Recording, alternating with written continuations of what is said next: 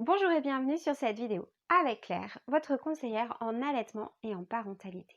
Je voudrais évoquer avec vous aujourd'hui les crevasses. Alors les crevasses, qu'est-ce que c'est? Ce sont des blessures, des gerçures qui vont apparaître sur vos mamelons ou juste sur le pourtour pendant l'allaitement. Alors qu'est-ce qui se passe, me direz-vous? Pourquoi est-ce que j'ai des crevasses et est-ce que j'ai mal? Et allaiter quand on a mal, c'est vraiment très difficile. En effet, votre bébé va téter 8 à 10 fois par 24 heures et 8 à 10 fois par jour, vous allez vous infliger cette souffrance. Chez moi, on appelle ça de la torture. Alors, il faut qu'on fasse quelque chose pour vous. Il faut que vous fassiez quelque chose pour vous. En allaitant, il n'y a pas de raison d'avoir des crevasses. En allaitant, il n'y a pas de raison d'avoir mal. Il faut trouver la cause pour résoudre le problème.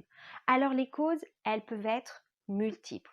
Ne nous leurrons pas, vos bouts de sein avant l'allaitement n'ont jamais connu une telle sollicitation. Il est donc normal qu'ils réagissent et qu'ils soient un petit peu sensibles au début. Mais j'ai dit réagir, sensibilité, pas douleur et surtout pas blessure.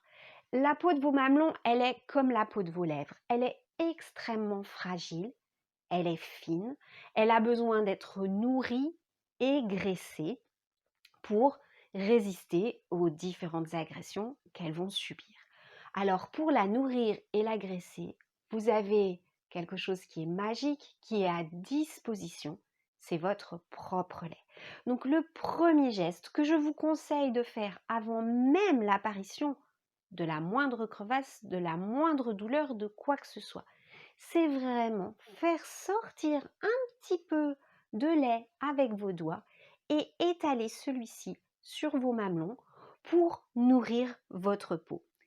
Il existe des crèmes, il en existe plusieurs sortes, elles peuvent être complémentaires, mais votre lait est un incontournable.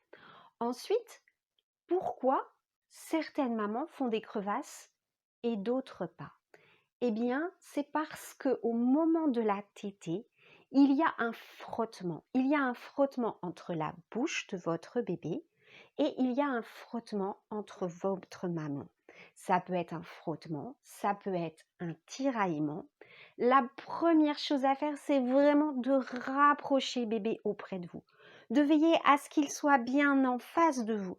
Imaginez devoir téter ou manger en ayant la tête tournée. Forcément, ça tirerait dessus. Imaginez téter ou manger en ayant la sensation de tomber, eh bien forcément, votre bébé se raccroche. Ça, c'est pour parler du côté des positions. Mais il peut aussi y avoir quelque chose dans la bouche de votre bébé qui fait qu'il ne peut pas positionner sa langue ou ses lèvres de façon optimale. On appelle ça les freins buccaux. Et pour cela, eh bien, il faut avoir un examen complet de la bouche du bébé pour faire le point, pour comprendre ce qui se passe. Alors, si vous avez des crevasses, mettez du lait de fin de tétée pour graisser et nourrir votre peau. Si vous avez vraiment très mal, vous pouvez prendre du Doliprane si vous avez l'habitude d'en prendre, bien sûr, et veillez aussi à montrer la façon dont vous vous installez à un professionnel de santé pour qu'il vous aide peut-être à trouver une position un petit peu plus adéquate. Vous pouvez aussi montrer votre bébé à quelqu'un qui est formé sur les freins de langue intrabuccaux et qui pourra vous dire ce qui se passe et vous montrer aussi des petits trucs et astuces pour vous aider. Je vous redis, l'allaitement, ça ne doit pas faire mal. Si vous avez mal, il faut que l'on fasse quelque chose. Cette vidéo vous a plu? Cliquez sur j'aime, je saurai que je vous ai été utile. Vous avez un commentaire, une question? Allez-y, notez-les, je vous répondrai personnellement et avec beaucoup de plaisir. Vous voulez savoir ce qui se passe sur cette chaîne? Me suivre? Abonnez-vous, à bientôt j'espère.